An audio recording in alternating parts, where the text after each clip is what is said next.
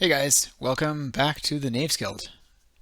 It's Nick here as usual, working on our World of Gethra setting and interactive role-playing game with all of the details of your guys' creations as part of this world, as well as we kind of get the contributions together and curated into the World of Gethra. All right, well, here we are. So, last time on the World of Gethra, we learned more about a few characters in our setting. We learned about He Who Basks in Radiance. We learned about Aeon Isitar.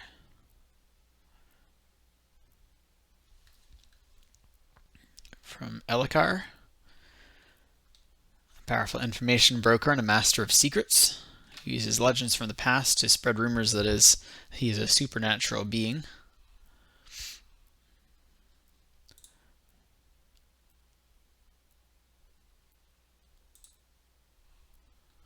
Perfect. All right, and then we will move on here. So I think until we get anyone wanting to join in with a character, we're going to continue with our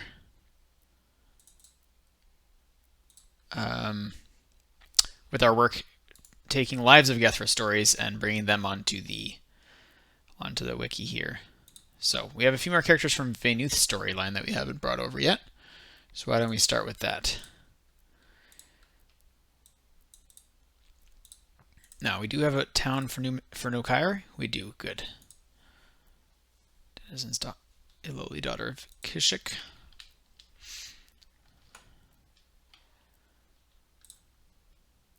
Rainrest.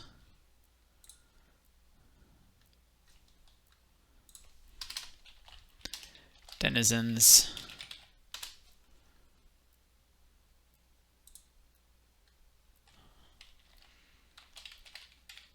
Master Kivrad. There we go.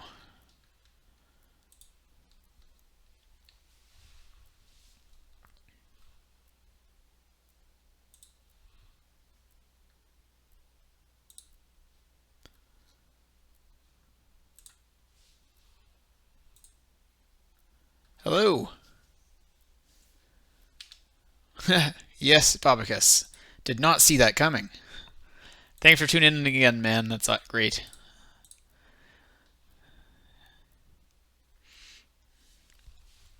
Should we learn some more about He Who Basks in Radiance?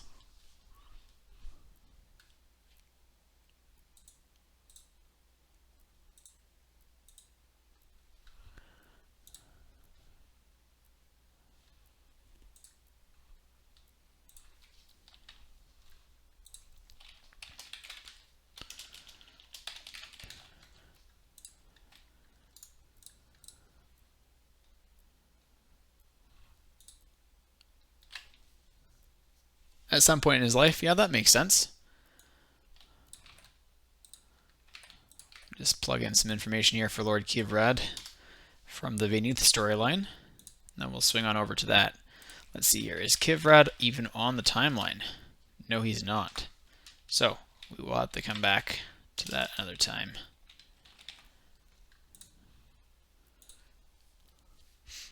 Awesome. We'll save that.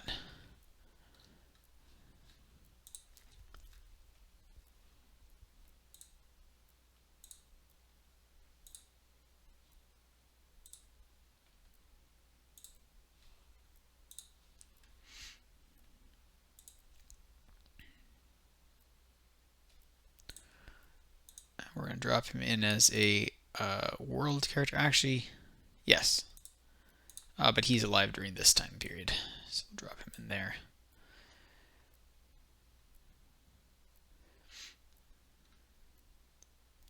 And we did have within the lands category here a reference to him in the form of Rainrest.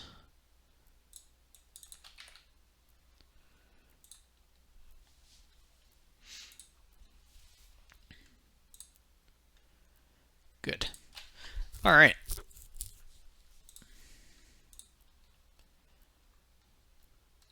Cool. Wiki's looking a little better every day. All right, well, let's look in here on He Who Basks in Radiance.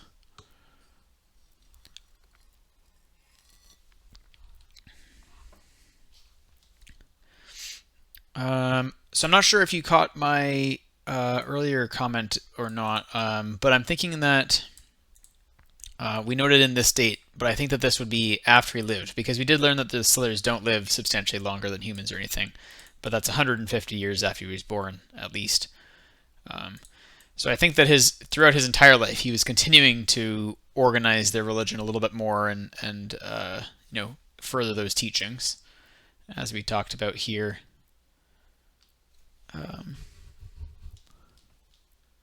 Yeah. Cool. And oh yes, the Sidnoche. Sidnoke. I still need to make a new page for the Sidnoke at some point. Why don't we put that in now, just so that I don't forget about it? So this is, let's see, might be an item, could be a material. I think material makes the most sense. See, is that something that I can have? Plant? No. I guess it would be a biomaterial, technically. Organic? We'll call it unorganic. And this is Sidnoke. A flower growing. Did you mention last time, Bobicus, what color you think the flower would be?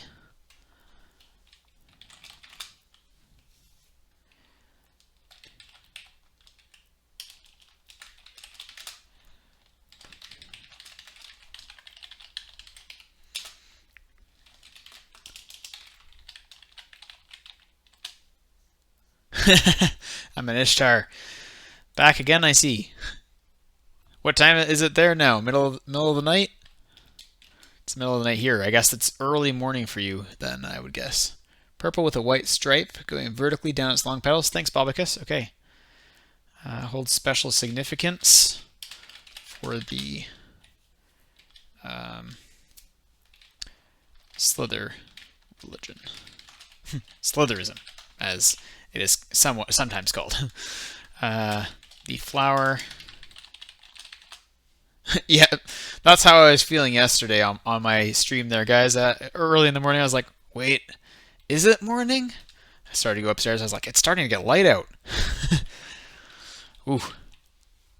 But it's fun once in a while. Pull a nice all-nighter. All right, the flower is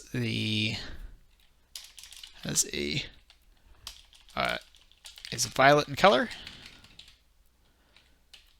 with a white streak or white stripe on its petals.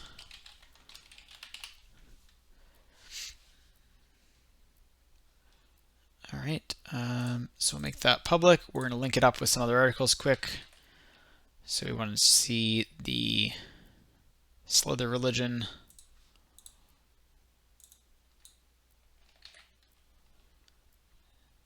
Save that. I don't know if I've made a page yet for the lands.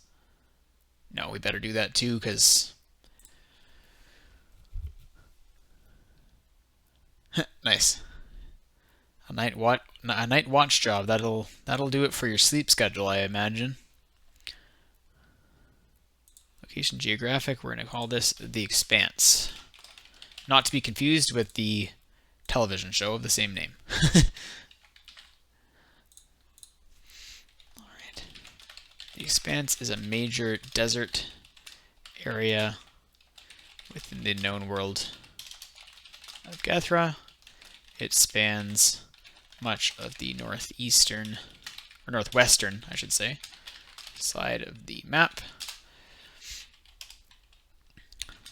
bordering Numenacris in the south, and the Torn Shore in the east. That's probably enough details for now. Save that. Now we're going to drop the expanse over into our lands tab. We're going to take, let's see here. Oh, did I put it somewhere else? Ah, I see. It should be its own category as well.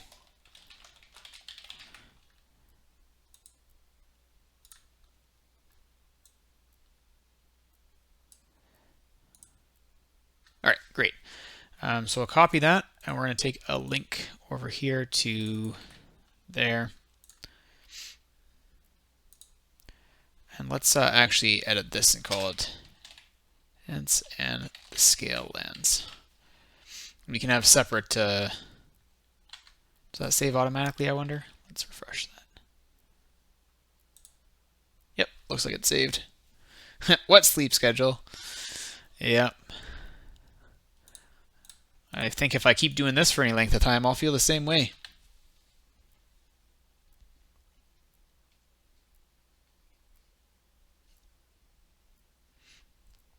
Early life, okay. So he had interactions with humans before he began formulating these religious alterations in his culture. Must have been some work to get the Slithers to trust him again after that.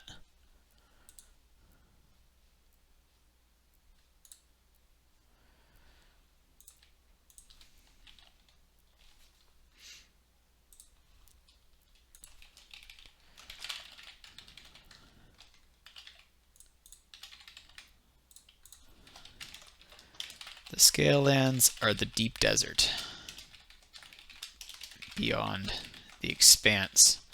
They are named this for the dangerous bands of for the dangerous roaming bands that have not encountered humans before and see them as prey to be hunted.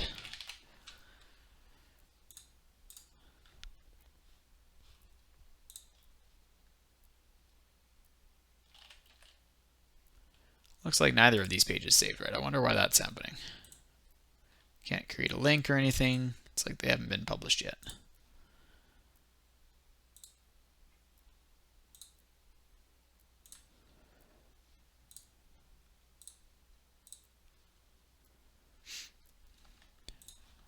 Copy that link to the scale lands.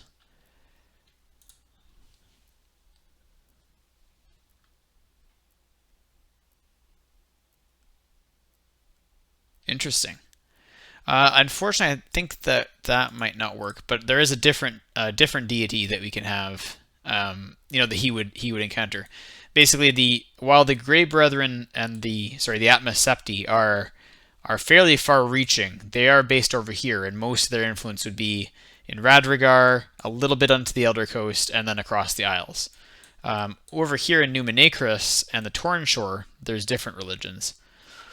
So I think it might make sense if we did Numenacris. They have the most interactions with Slithers. And in Numenacris, they actually believe in kind of the great spirits. And there's only a handful of them. It's a little bit of a pantheon, but a pantheon of spirits that are kind of tied to the world.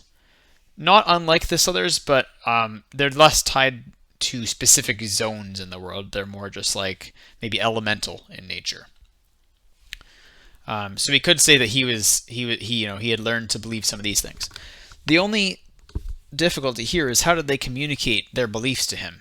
Because he wouldn't understand their language, and they can't understand his language aside from, some rudimentary symbols. So I think if he was captured or living amongst the humans, it would be very much like he's a lab experiment in some ways. They probably wouldn't have treated him super well, but maybe if he was fortunate that a well-behaved scholar was with him, maybe he was treated all right. But I don't know that he would learn a lot about their religion. He might just not have had any idea about his own religion if he was captured.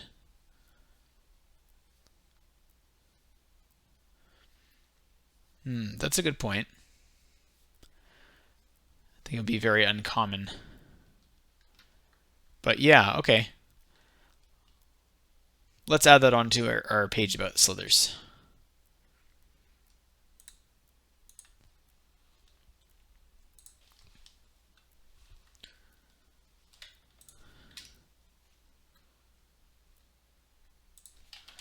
Rarely, slithers that encounter humans regularly enough may develop an understanding for their language, but not the ability to speak it.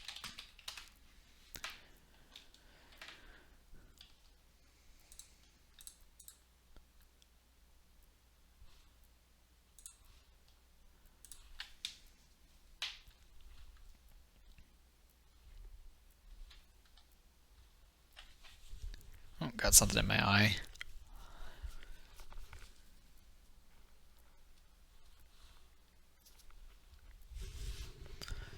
All right. Where was I here? So yes, we had added that about their language. I just wanted to get a copy of the scale ends to add in here.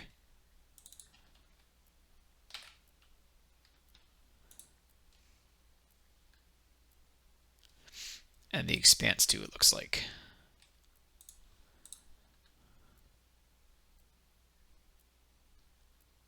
I had just seen that. There it is.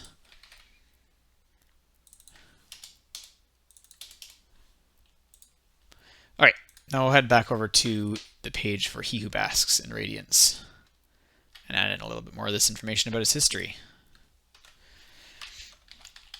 During his early life, he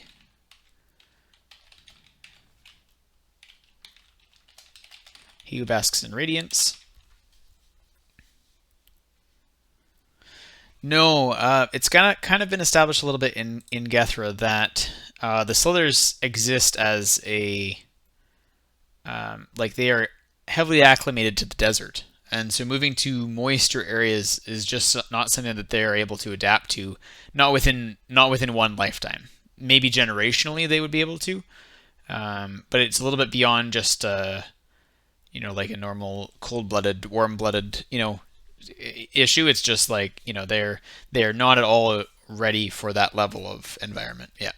So I think for now we're gonna say like even being in Rema would probably not be super healthy for him, being in Numenacris and likely he would have been transported to Rema at some point. It's kind of where everything big is happening. But maybe the scholars have somewhere out in the mountains that they took him that would have been a little bit healthier for him if they started to learn that. I think I might add in here. Well, let's leave this up to the dice. We'll say, was he who basks one of the first slithers to be studied so closely? Just because we don't really know yet in history, when did humans learn what they do know about slithers? So it could be that this guy was both a religious figure later in his life, but also important to the humans earlier. So here, we'll do a roll on that.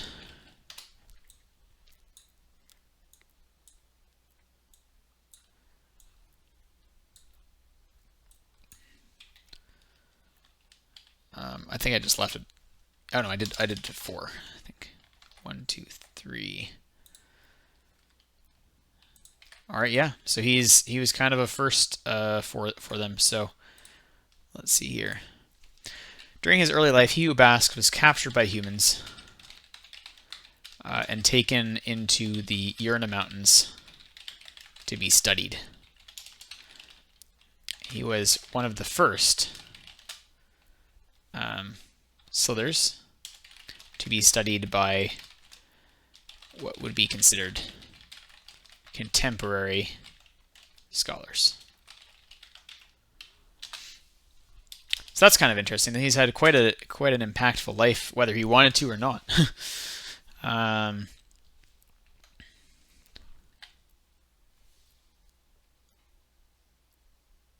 Sure. Maybe it was okay. Well, then let's say instead of being captured, let's say was part of a tribe that agreed to go with the humans, with a group of humans into the Urna Mountains to be to learn about each other.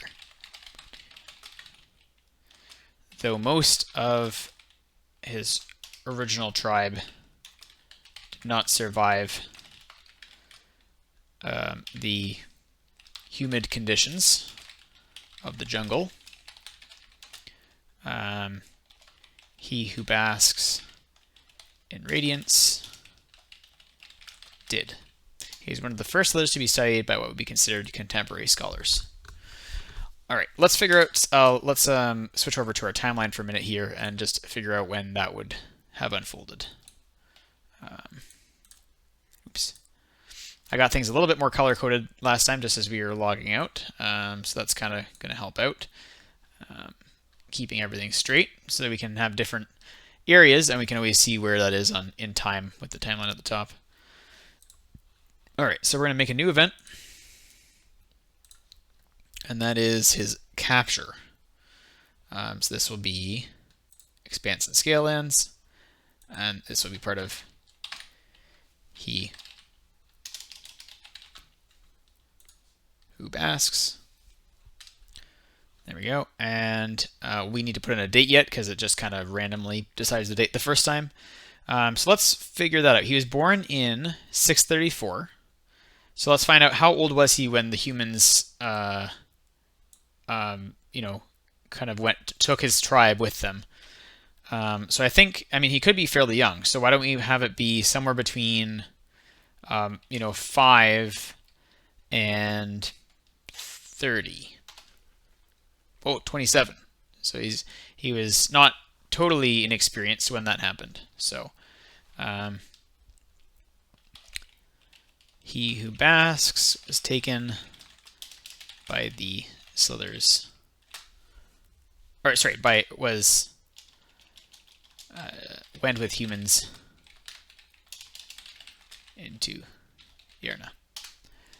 And we'll make that, let's see, 634 plus 27.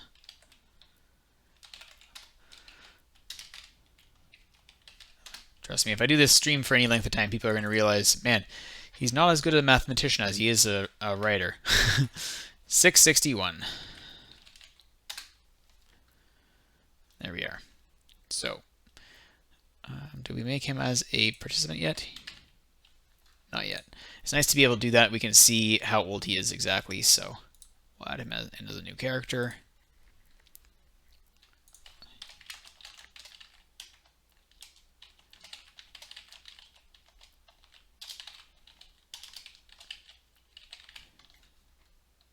Nice. There's his initials.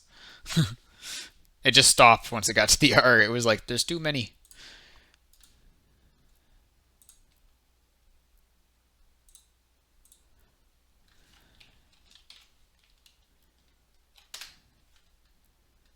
All right, there we go. So now if we look at this, we should be able to add him on here as the participant of this. And he was 27 years old, just what we wanted to know, or just what we calculated. Okay, so now we can update that on the wiki too. The most of his original tribe did not survive. So during his early life, when he was 27, he who basks in radiance was part of a tribe. Yep.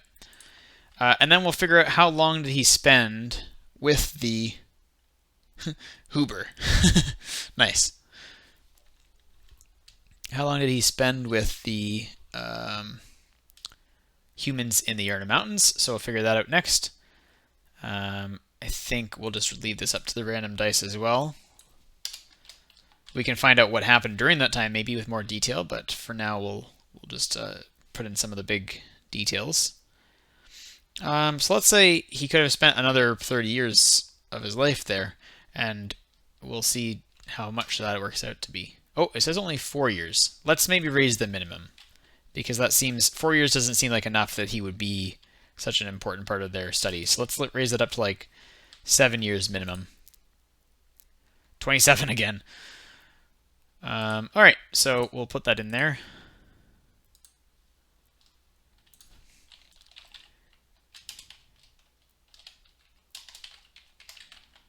returns to the expanse.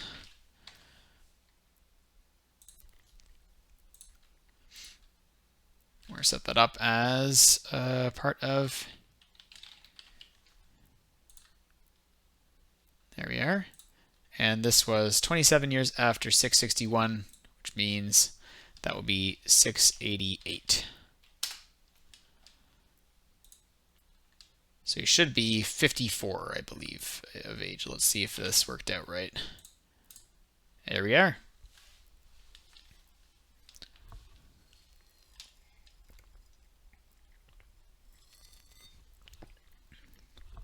I might need to expand the time frame. I've been calling this time period that we've been working on so far the 700 to 800 period, but that's a good idea. We'll figure that out too. Yeah, but most of his life so far has been before 700. So for my time frame, it's he's a little early, but it seems like he'll still be relevant during at least the first half of our target year here. I think soon, since we've got a few characters now in this setting, I think soon I'm going to come up with what are some world issues that are going on at this time. Is there a war going on? Is there a plague? What else is there? So I think we'll figure that out, and then that'll help us inform, well, how did these people we've come up with react to that? So I don't know that I'll start that tonight, just because I don't, I'll stream for a couple hours tonight, but I think next week I'm going to start trying to do some longer streams, so maybe we'll dive a little deeper then and take a look at that. Okay, so let's do like you suggested, Bobicus, and we will check in here. How did... I really should have just copied his name. How did he who basks leave the humans? Escaped. Helped to escape. I'll say was helped to escape. Was let go, released into the wild, as humans would like to call it, and voluntarily leave, wasn't kept from leaving. Okay, I think based on the fact that they set off together, we don't have any reason to believe that he was held against his will, so we'll leave those as less likely. And we'll make these ones a little bit more likely. So maybe the scholars decided they were just done with him and head on out there, and he was like, but I live with you guys, and then had to relocate anyway. Or we can have it be that he just voluntarily left. But there might be a chance, maybe through this randomizer, we'll discover that maybe there was more to his situation and he was a bit of a captive. I should have a little dice cam for those rare times that it lines up with a dice number like 6. Then I could actually roll it. But all right, 4. So he voluntarily left. I think that makes sense too. He learned a lot from them, they learned a lot from him, and he then decided, I can bring some of this to the people of my home.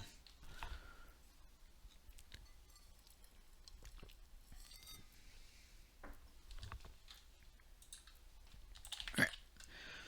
Let me just check one thing here, guys.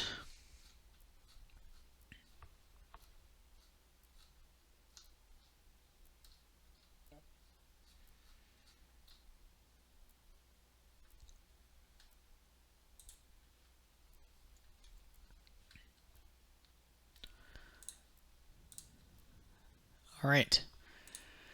Well, I guess I don't need Vaynuth anymore. Okay, so let's figure out then. I think this one might be up to the dice as well, or the randomizer. How did other Slither tribes receive him?